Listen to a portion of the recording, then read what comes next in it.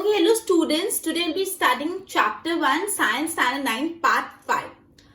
Today we'll be discussing about latent heat of fusion, latent heat of vaporization. Okay जब हम एक solid को melt करते हैं तो हम उसको हीट सप्लाई करते हैं। सॉलिड को हीट सप्लाई करते हैं, वो हीट सप्लाई करते करते एक ऐसा धीरे धीरे स्टेज आ जाता है जो सॉलिड होता है वो लिक्विड में कन्वर्ट हो जाता है। अब ये पूरे मेल्टिंग के प्रोसेस में, मतलब जब भी सॉलिड लिक्विड में कन्वर्ट हुआ, ये जो पूरे मेल्टिंग के प्रोसेस में, मैं प्रोसेस की बात कर रही हूँ, सॉलिड से लिक्विड, सॉलिड टू लिक्विड, मतलब जब तक एक आइस मेल्ट हो रहा है, सॉलिड से लिक्विड में कन्वर्ट हो रहा है, तब तक टेम्परेचर बदलता नहीं। तब तक टेम्परेचर, पूरे सिस्टम का जो टेम्परेचर है, पूरे प्रोसेस का टेम्परेचर सेम ही रहता है। ठीक है, भले हम हीट सप्लाई कर रहे हैं, हम इतनी हीट सप्लाई कर रहे हैं तो टेम्परेचर बढ़ना चाहिए ना। अगर हम लोग एक सॉलिड को हीट सप्लाई कर रहे हैं तो वो हीट टेम्परेचर बढ़ानी चाहिए। लेकिन जब तक सॉलिड टू लिक्विड में कन्वर्ट नहीं हो जाता तब तक उसका टेम्परेचर नहीं बदलता, सेम ही रहता है। तो अगर टेम्परेचर नहीं बदल रहा तो जो हम हीट सप्लाई कर रहे हैं वो कहाँ जा रही है, उसका क्या काम, हम जो हीट सप्लाई कर रहे हैं उसका क्या काम, वो कहाँ जा रही है। तो हम जो हीट सप्लाई कर रहे हैं वो हीट किस प्रोसेस में यूज हो रही है, वो heat solid to liquid convert करने में यूज हो रही है, मतलब स्टेट को चेंज करने में यूज हो रही है। जैसे जो भी सॉलिड के पार्टिकल्स है जो टाइटली पैक्ड है, वो हीट उनको अलग करने का काम कर रही है, अलग करते करते उनको लिक्विड में कन्वर्ट करने का काम कर रही है। तो ये जो भी हीट है वो कौन एब्सॉर्ब कर ले रहा है, जो सॉलिड है। Suppose for example upon ice को मेल्ट कर रहे हैं, तो जो आइस है, जो सॉलिड फॉर्म है, ये पूरी हीट को खुद में एब्सॉर्ब कर ले रहा है, और ये हीट उसमें एब्सॉर्ब होके क्या काम कर रही है, जो सॉलिड के पार्टिकल्स है, जो आइस के पार्टिकल्स है, उसको ब्रेक करके दूर एक दूसरे से उनका जो फोर्स ऑफ अट्रैक्शन है वो कम करने की कोशिश कर रही है। ठीक है, तो यहाँ पे जो भी हीट है वो पूरी की पूरी आइस के अंदर, पूरी की पूरी सॉलिड के अंदर है, तो ये छुपी हुई हीट है, इसलिए इसको बोला जाता है लेटेंट हीट। लेटेंट मतलब क्या होता है, छुपा हुआ, हिडन। क्लियर, एक और बार समझ रही, बहुत इंपॉर्टेंट कंसेप्ट है, एकदम ध्यान से समझना। यहाँ पे आपको ये पूछा है कि जब भी आप एक सॉलिड को मेल्ट कर रहे हो, मैं सॉलिड बोल रही हूँ तो मैं अभी एग्जांपल एक आइस का ले रही हूँ। क्लियर रखना, मैं आइस का एग्जांपल देके समझा रही हूँ। आप एक आइस को लिक्विड वाटर में कन्वर्ट कर रहे हो, तो जब भी आप आइस को हीट सप्लाई कर रहे हो, तो आइस को हीट सप्लाई करोगे तो जब तक ये आइस वाटर में कन्वर्ट नहीं होगा ना, तब तक टेम्परेचर नहीं बदलेगा। हीट सप्लाई करने के बावजूद जो ये पूरा प्रोसेस है, आइस से वाटर कन्वर्ट होने के प्रोसेस में टेम्परेचर नहीं बदलेगा, टेम्परेचर वैसा का वैसा रहेगा। तो अगर टेम्परेचर वैसा का वैसा रहेगा तो जो हीट सप्लाई करी गई है उसका क्या काम, ये हीट सप्लाई का हीट कहाँ जा रही है, तो ये हीट क्या काम कर रही है, हीट जो भी आइस, जो सॉलिड के पार्टिकल्स है, जो टाइटली बाइंड टुगेदर है विद द फोर्स, उसको अलग करने का काम करिए, धीरे धीरे उसको अलग करने का ये काम करिए। ठीक है, और वो अलग करते करते उसको लिक्विड में कन्वर्ट कर लेगी। तो जितना भी हीट है उसको सॉलिड खुद में अब्सॉर्ब कर ले रहा है, मतलब जितना भी हीट है वो छुपी हुई है सॉलिड के अंदर, मतलब लेटेंट है, इसलिए इसको हम बोलते हैं लेटेंट हीट। ठीक है, इसको हम बोलते हैं लेटेंट हीट। ओके, एक बार बोर्ड पे ध्यान दो। अब ना सबसे पहला सवाल है, व्हेन सॉलिड मेल्ट, जैसे आप सॉलिड को मेल्ट कर रहे हो उसका टेम्परेचर सेम रहता है। वही सवाल है, सॉलिड को मेल्ट करते हो तो टेम्परेचर नहीं बदलता, सो वेयर दिस हीट गोस, तो ये जो आप हीट सप्लाई कर रहे हो वो कहाँ जा रही है अगर टेम्परेचर नहीं बदल रहा तो you must have observe that during the experiment of melting, जब आप पूरा मेल्टिंग का एक्सपेरिमेंट कर रहे हो सॉलिड टू लिक्विड कन्वर्ट करने का, the temperature of the system does not change. पूरे के पूरे सिस्टम का जो टेम्परेचर है वो बदलता ही नहीं है। After melting point is reach till the ice melt, मतलब जब तक आइस मेल्ट नहीं हो, एक बार आइस मेल्ट हो जाएगी तब टेम्परेचर बदलता है, लेकिन जब तक आइस मेल्ट नहीं हो रही, मतलब जब तक ये आइस मेल्ट होने के प्रोसेस में है, उस प्रोसेस के टाइम टेम्परेचर नहीं बदलता, जैसे आइस मेल्ट होगी तभी टेम्परेचर बदलेगा। Even we supply more heat, अगर मैं ज्यादा भी हीट सप्लाई कर रही हूँ, this heat gets used up, अब मतलब ये हीट का क्या काम है, ये हीट क्या कर रही है, this heat get used up in changing the state, ये हीट ये काम कर रही है, it is used up in changing the state. State मतलब जो सॉलिड है, मतलब जो आइस है, इनटू लिक्विड, मतलब सॉलिड को वाटर बनाने, सॉलिड को लिक्विड बनाने का काम कर रही है ये heat. by overcoming the force of attraction between the particles, जो भी सॉलिड के पार्टिकल्स है उसमें जो भी फोर्स ऑफ अट्रैक्शन है जिसके कारण वो टाइटली बाइंड टुगेदर है, उस फोर्स ऑफ अट्रैक्शन को ओवरकम करके सॉलिड टू लिक्विड कन्वर्ट करने का एक काम करिए। As this heat energy is absorbed by the ice, यहाँ पे heat energy कौन absorb कर रहा है? Ice मतलब solid, without rise in the temperature, मतलब टेम्परेचर नहीं बढ़ रहा और सारी की सारी हीट एनर्जी किसने एब्सॉर्ब कर ली है? आइस ने एब्सॉर्ब कर ली है। टेम्परेचर इंक्रीज नहीं हो रहा और सारी की सारी हीट एनर्जी आइस ने एब्सॉर्ब कर ली है, तो इसलिए इसको कंसिडर किया जाता है that it is hidden into the content of beaker. ये जो बीकर के अंदर आइस है उसमें छुप गई है हीट, इसलिए इसको क्या बोला जाता है? Latent heat. That is latent मतलब हिडन। क्लियर? ओके, तो इसको एक बार क्लियरली वापस एक लास्ट शॉर्ट फॉर्म में तुमको समझा रही हूँ। बोला है कि जैसे आप कोई सॉलिड को हीट करते हो तो वो सॉलिड टू लिक्विड कन्वर्ट होने के पूरे सिस्टम में, पूरे प्रोसेस में सॉलिड का टेम्परेचर बढ़ता नहीं। सॉलिड का टेम्परेचर नहीं बढ़ता तो ये जो हीट सप्लाई हो रही है वो कहाँ जाती है, उसका क्या महत्व होता है, वो कहाँ यूज्ड अप होती है? तो ये जो हीट है वो सॉलिड के जो पार्टिकल्स है उनकी जो फोर्स है उनको ओवरकम करके उनको दूर करने का काम करती है, मतलब सॉलिड के पार्टिकल्स को दूर करने का काम करती है। ठीक है, तो ये सारी की सारी हीट किस में छुपी होती है? सॉलिड के अंदर छुपी होती है, इसलिए उसको लेटेंट हीट बोला जाता है। लेटेंट मतलब हिडन। आई होप इतना क्लियर हुआ। एक बार इतने नोट्स बनाओ फिर अपन आगे करते हैं।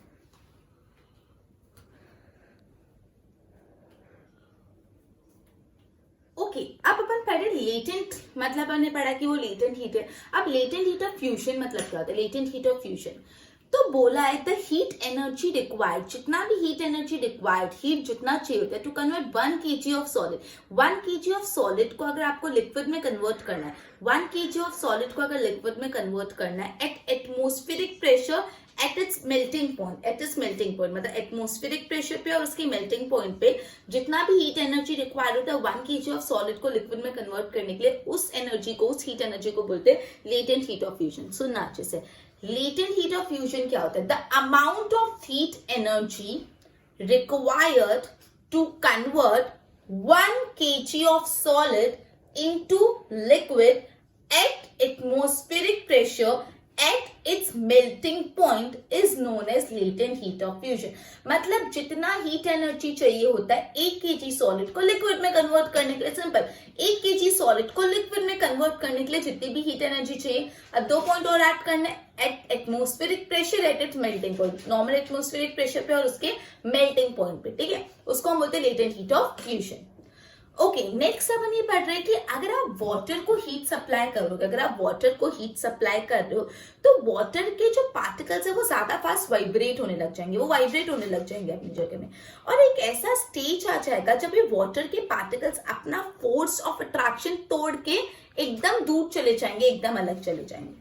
अपन क्या बोले, जब भी आप वाटर को हीट सप्लाई करो तो वाटर को हीट सप्लाई करने से क्या होता है? वाटर को हीट सप्लाई करने के जो वाटर के पार्टिकल्स है वो वाइब्रेट होने लग जाएंगे। वाइब्रेट होते होते एक ऐसा स्टेज आ जाएगा कि जो पार्टिकल्स ऑफ लिक्विड है, वाटर के पार्टिकल्स एक दूसरे से बहुत दूर चले जाएंगे। समझा? एक बार बोर्ड पे ध्यान दो। The amount of heat energy, the amount of heat energy that is required to change 1 kg of solid into liquid at atmospheric pressure at its melting point is known as fusion. The amount of heat energy that is required to change 1 kg of solid into liquid at atmospheric pressure at its melting point, उसको हम बोलते हैं latent heat of fusion. ये important है, बहुत ही important है definition. Next देखो, when we supply heat energy to water, जब भी आप वाटर को हीट एनर्जी सप्लाई कर रहे हो तो जो पार्टिकल्स है वाटर के स्टार्ट मूविंग ओवर फास्टर, जो पार्टिकल्स वाटर है फास्टर मूव करते हैं एट सर्टेन टेम्परेचर। एक ऐसा टेम्परेचर आएगा at certain temperature, point is reach, ऐसा पॉइंट आएगा particles have enough energy, particles के पास इतनी एनर्जी आ गई to break free from the force of attraction of each other, मतलब उसमें इतनी एनर्जी आ गई कि वो एक दूसरे के अट्रैक्शन फोर्स से ब्रेक इवन करेंगे। तो अपन ने अभी लेटेंट हीट ऑफ फ्यूजन पढ़ा, 1 kg ऑफ सॉलिड को लिक्विड में कन्वर्ट करने का एटमॉस्फेरिक प्रेशर है इट्स मेल्टिंग पॉइंट, इसको लेटेंट हीट ऑफ फ्यूजन बोलते हैं। और अपन ये पढ़ा अगर आप वाटर को हीट करोगे तो पार्टिकल्स फास्टर मूव करेंगे और एक ऐसा स्टेज आएगा कि पार्टिकल्स खुद का फोर्स ऑफ अट्रैक्शन ब्रेक कर देंगे। इसके रिलेटेड और भी अपन कंटिन्यू करेंगे, एक बार इसके नोट्स बना लो।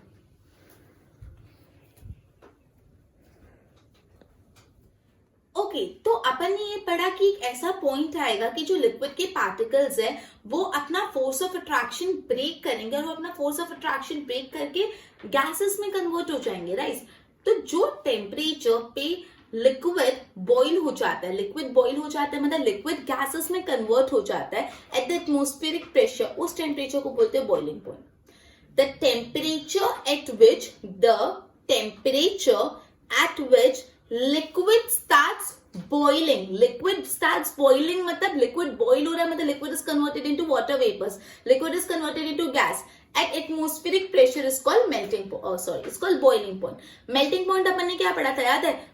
The temperature at which solid melt, जिस टेम्परेचर पे सॉलिड मेल्ट होकर लिक्विड में कन्वर्ट हो जाता है एटमॉस्फेरिक प्रेशर, उसको बोलते हैं मेल्टिंग पॉइंट। और बॉइलिंग पॉइंट मतलब जिस टेम्परेचर पे लिक्विड बॉइल होना चालू हो जाता है, मतलब लिक्विड कन्वर्ट हो जाता है गैस में eight atmospheric pressure is called boiling point. The temperature at which liquid starts boiling at atmospheric pressure is known as boiling point. अब ये इंपॉर्टेंट है, बॉइलिंग है ना बल्क प्रोसेस है। बल्क मतलब क्या होता है? लार्ज क्वांटिटी में। बल्क मतलब क्या होता है? लार्ज क्वांटिटी में, ठीक है। तो लिक्विड एक ऐसा प्रोसेस है, बल्क प्रोसेस है।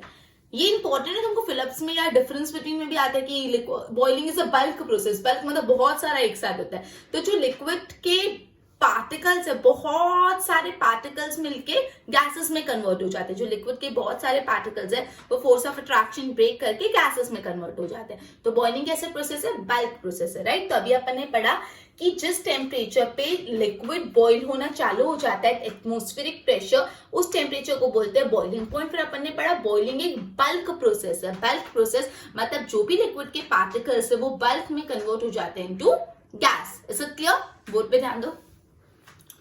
ये देखो, the temperature at which liquid starts boiling, जिस टेम्परेचर पे लिक्विड बॉइल होना स्टार्ट हो जाता है at the atmospheric pressure is known as boiling point. The temperature at which liquid starts boiling, liquid start हो रहा है boiling at atmospheric pressure is known as boiling point. The temperature at which solid melts into liquid at atmospheric pressure को क्या बोलते हैं?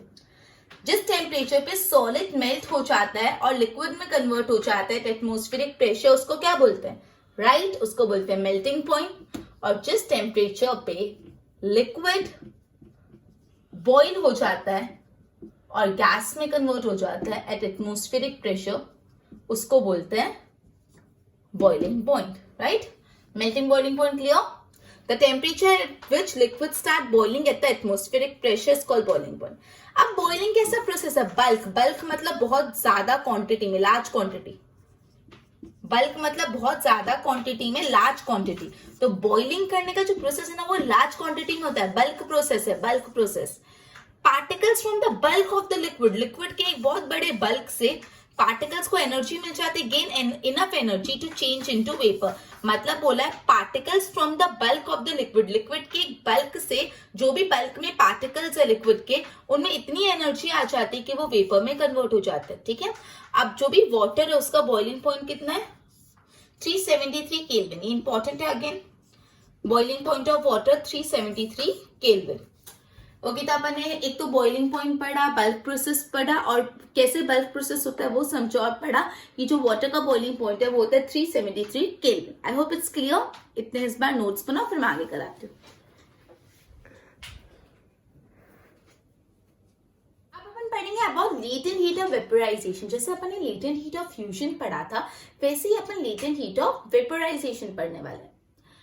अब यहाँ पे ऐसा बोला है कि जो भी स्टीम होता है 373 केल्विन के टेम्परेचर पे, जो भी स्टीम होता है, जो भी वाटर वेपर्स होते हैं, उसमें ज्यादा एनर्जी होती है compare to water at the same temperature. मतलब टेम्परेचर सेम है और वाटर और गैस, स्टीम, दोनों में से किसमें ज्यादा एनर्जी होगी? ज्यादा एनर्जी होती है स्टीम में।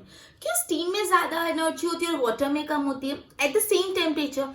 क्योंकि जो स्टीम है उसने क्या किया है, जो एक्स्ट्रा एनर्जी वो खुद में एब्सॉर्ब कर ली। जो स्टीम ने क्या किया, एक्स्ट्रा एनर्जी खुद में एब्सॉर्ब कर ली, जिसको बोलते हैं अपन लेटेंट हीट ऑफ वेपोराइजेशन। जैसे अपन ने लेटेंट हीट ऑफ फ्यूजन पढ़ा था, उसमें अपन ने क्या पढ़ा था कि जो सॉलिड था वो लिक्विड में कन्वर्ट हुआ, उसको हम हीट सप्लाई करें, लेकिन पूरे प्रोसेस के दौरान टेम्परेचर बदल नहीं रहा, क्योंकि जो एक्स्ट्रा एनर्जी है, जो एक्स्ट्रा हीट है, वो सॉलिड ने अपने में ले लिए पार्टिकल्स को इंटरमोलिकुलर फोर्स कम करके दूर जाने के लिए, और वो उसमें हिडन है, तो उसको लेटेंट हीट ऑफ फ्यूजन बोला।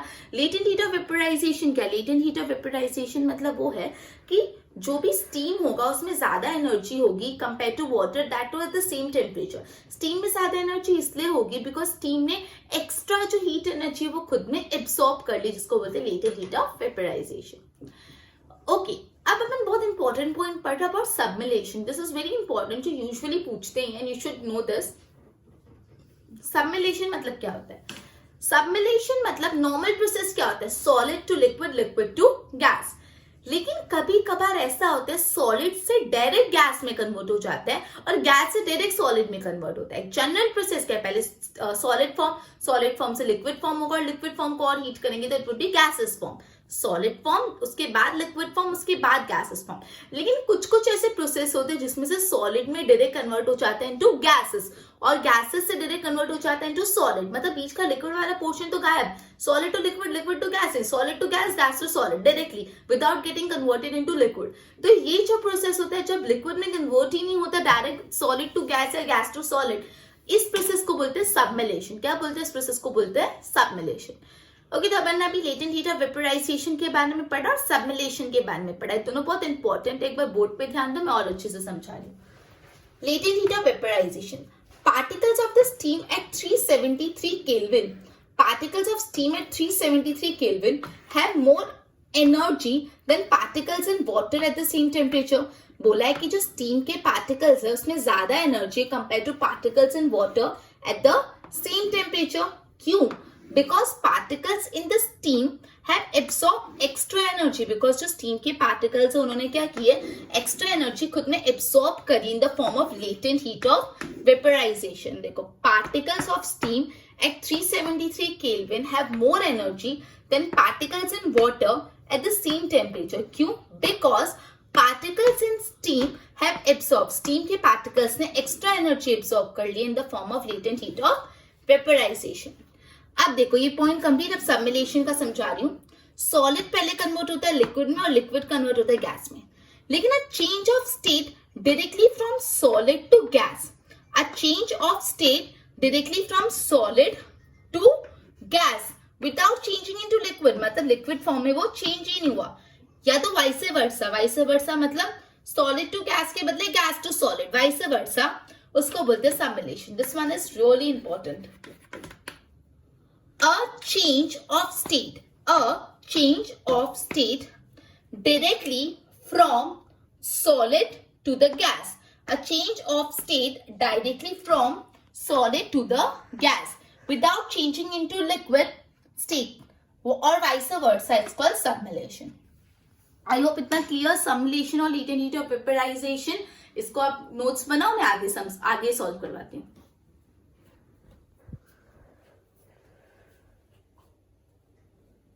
क्या हम गैस को लिक्विफाई कर सकते हैं? मतलब गैस को हम लिक्विड में कन्वर्ट कर सकते हैं। लिक्विड को गैस में कन्वर्ट करना तो समझ आता है, तो लेकिन क्या अपन गैस को लिक्विड में कन्वर्ट कर सकते हैं? Can we liquefy gas? तो यस, हम गैस को लिक्विड में कन्वर्ट कर सकते हैं। कैसे गैस को लिक्विड में कन्वर्ट कर सकते हैं? आप उसको प्रेशर करके कन्वर्ट कर सकते हैं। अगर ज्यादा प्रेशर अप्लाई करोगे और टेम्परेचर रिड्यूस करोगे तो जो गैस है वो लिक्विफाई हो सकती है। ठीक है, गैस कैसे लिक्विफाई होगी? बाय अप्लाइंग प्रेशर, उस पर प्रेशर अप्लाई करो और उसका टेम्परेचर रिड्यूस करो। Okay, solid carbon dioxide, carbon dioxide तो गैसेस फॉर्म होता है ना, लेकिन सॉलिड कार्बन डाइऑक्साइड भी होता है जिसको हम ड्राई आइस बोलते हैं। क्या बोलते हैं? Dry ice.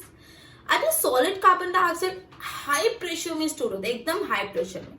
ये सॉलिड कार्बन डाइऑक्साइड जो सॉलिड कार्बन डाइऑक्साइड है वो डायरेक्टली गैसियस स्टेट में कन्वर्ट हो जाता है, अगर हम उसके प्रेशर को 1 एटमॉस्फेयर भी कम कर देंगे।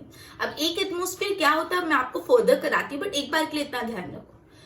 विदाउट कन्वर्टिंग इनटू लिक्विड, मतलब बोला है सॉलिड कार्बन डाइऑक्साइड होता है। सॉलिड कार्बन डाइऑक्साइड को बहुत हाई प्रेशर में स्टोर करना पड़ता है। अब ये solid carbon dioxide directly gas form में कन्वर्ट हो जाता है अगर हम उसके प्रेशर को 1 एटमॉस्फेयर भी कम कर देंगे। मतलब सॉलिड कार्बन डाइऑक्साइड से डायरेक्ट गैसेस फॉर्म बीच में लिक्विड में वो कन्वर्ट ही नहीं होता। ठीक है, इसलिए सॉलिड कार्बन डाइऑक्साइड को क्या बोला जाता है? Dry ice. इंपॉर्टेंट, क्या बोला जाता है? Dry ice.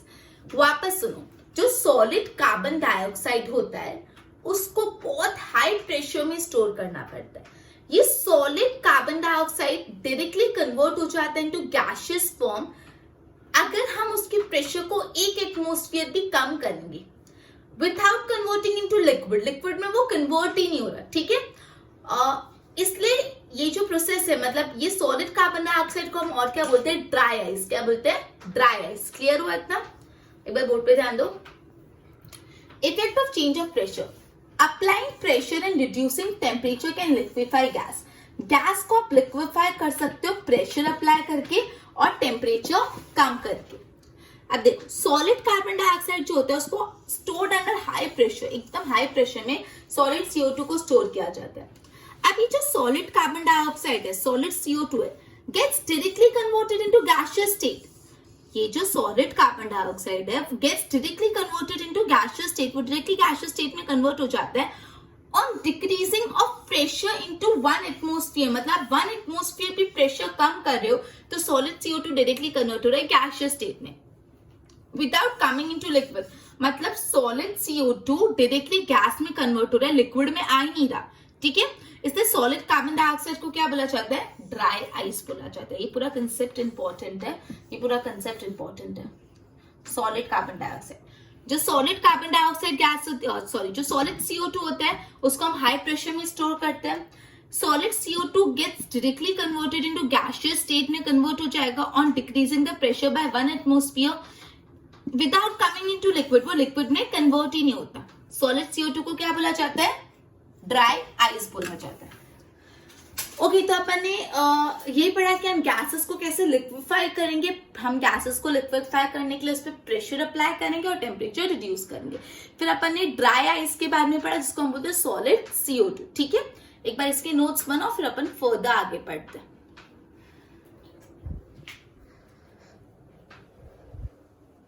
अब अपन पढ़ते हैं एटमॉस्फेयर के बारे में। एटमॉस्फेयर क्या है, unit of measuring the pressure exerted by the gas. जो भी गैस प्रेशर एक्सर्ट करता है उसको मेजर करने की यूनिट है एटमॉस्फेयर। ध्यान रखना, एटमॉस्फेयर एक यूनिट है of measuring pressure exerted by the gas. जो भी गैस प्रेशर एक्सर्ट करता है उसको मेजर करता है बाय एटमॉस्फेयर। ओके, अब यूनिट ऑफ प्रेशर, जो प्रेशर है उसकी यूनिट क्या होती है, पास्कल। जो प्रेशर होता है उसकी यूनिट क्या होती है, पास्कल, ठीक है। एक एटमॉस्फेयर में कितना पास्कल्स होते हैं, एक एटमॉस्फेयर में 1.01 मल्टीप्लाई बाय 10⁵ पास्कल्स होते हैं। अपन ने पढ़ा एटमॉस्फेयर क्या है, एटमॉस्फेयर एक यूनिट है of measuring the pressure exerted by the gas. Gas जो भी प्रेशर एक्सर्ट कर रहा है वो मेजर करते हैं बाय एटमॉस्फेयर, ठीक है। प्रेशर की यूनिट क्या है, पास्कल। एक एटमॉस्फेयर में कितना पास्कल होता है, 1.01 × 10⁵ पास्कल। अभी जो एयर में प्रेशर होता है उस प्रेशर को क्या बोलते हैं, एटमॉस्फेरिक प्रेशर। जो एयर प्रेशर एक्सर्ट करता है एटमॉस्फेयर में, जो एयर एटमॉस्फेयर में प्रेशर एक्सर्ट करता है उसको क्या अपन ने पढ़ा है, गैसेस हमेशा प्रेशर एक्सर्ट करते हैं। तो एयर भी तो गैस है ना, तो एयर भी प्रेशर एक्सर्ट करेगी। तो जो एयर प्रेशर एक्सर्ट करती है एटमॉस्फेयर में उसको क्या बोलते हैं, atmospheric pressure. The pressure of air in atmosphere is called atmospheric pressure. जो भी एयर प्रेशर एक्सर्ट करता है एटमॉस्फेयर में उसको एटमॉस्फेरिक प्रेशर बोलते हैं। और normally atmospheric pressure 1 atmosphere. Okay, तो बोर्ड पे ध्यान दो एक बार। Atmosphere is a unit of measuring pressure exerted by gas. Atmosphere is a unit of measuring pressure exerted by gas. Unit of pressure क्या होता है, इंपॉर्टेंट, पास्कल। प्रेशर का यूनिट क्या होता है, पास्कल। अब एक एटमॉस्फेयर में कितने पास्कल होते हैं, 1.01 × 10⁵ पास्कल्स होता है। Again this was also important. अब एटमॉस्फेरिक प्रेशर क्या होता है, pressure of the air in the atmosphere. Pressure of the air in the atmosphere. Atmosphere में जो एयर का प्रेशर होता है उसको बोलते हैं atmospheric pressure. Atmospheric pressure sea level पे 1 एटमॉस्फेयर लिया जाता है and has taken as normal atmospheric pressure. अब देखो, सॉलिड टू लिक्विड में कन्वर्ट करते हैं उसको क्या बोलते हैं, फ्यूजन। लिक्विड से जो गैस में कन्वर्ट होता है उसको क्या बोलते हैं, वेपराइजेशन। और गैस से सॉलिड में कन्वर्ट होता है उसको क्या बोलते हैं, सबमिलेशन। वापस लिक्विड से सॉलिड टू लिक्विड जिसको कन्वर्ट करते हैं उस प्रोसेस को क्या बोलते हैं अपन, फ्यूजन।